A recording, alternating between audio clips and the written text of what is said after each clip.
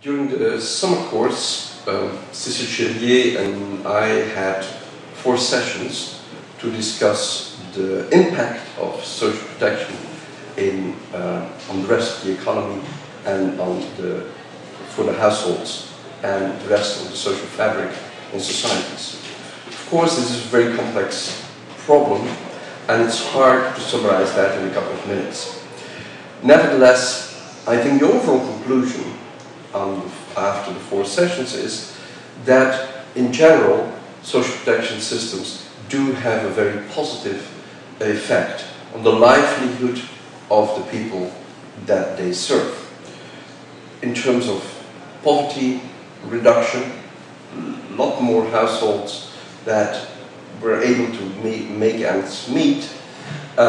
In terms of survival of small children, or children in general, in terms of improving, enhancing the quality of life of the people involved.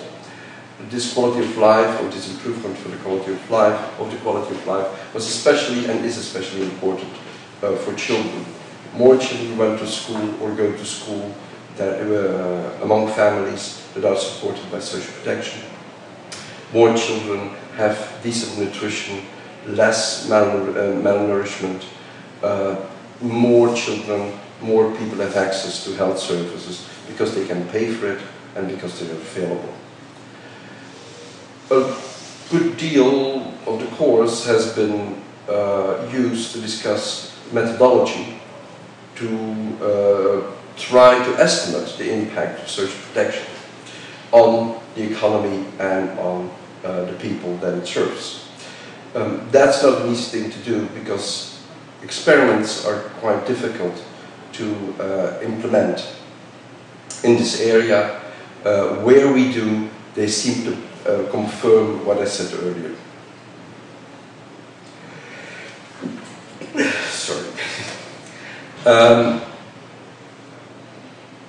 Without the experiments, we still can try to say something about the impact of policy measures in general, social protection measures in particular, on the economy and on the social fabric in society, if we take into account that there are all kinds of other factors that influence the outcomes and the outputs of what we're doing. So in that respect, it's important not to jump to conclusions about the positive nor the negative aspects of social protection measures in general.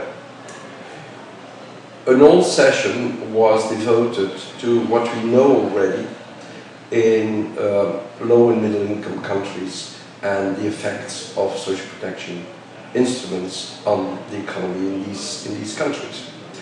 There has been constructed a database by the ILO and UNICEF and EPRI, which is the South African Research Institute, in order to bring all this evidence together.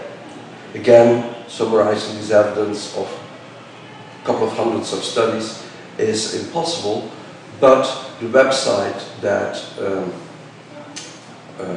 summarizes this information gives a good idea of how the impact of social protection for the households, for the economy, and for the children in these households have been estimated. This is an important contribution, and it will help us to understand under what conditions which instruments seem to produce the best results. Another session was devoted to the effects in rich countries, the effect of social protection in rich countries. Evidently, in rich countries, we have a much longer experience in social protection instruments and social protection policy, which means that we also have a lot more material to show and to conclude from in order to estimate the impact of social protection policy.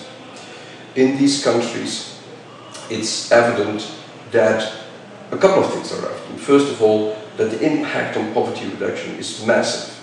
Poverty rates in, say, the European countries would be double, and in some countries even triple, if we would take away all the social protection measures.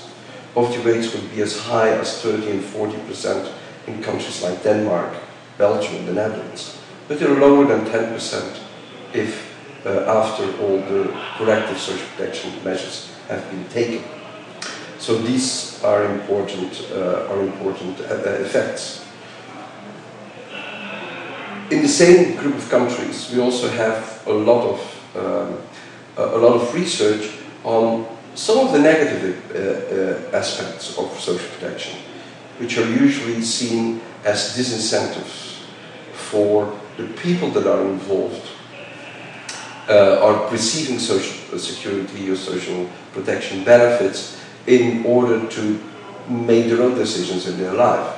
So people might take it the easy way, not go to the labor market, or work less than they would have been otherwise.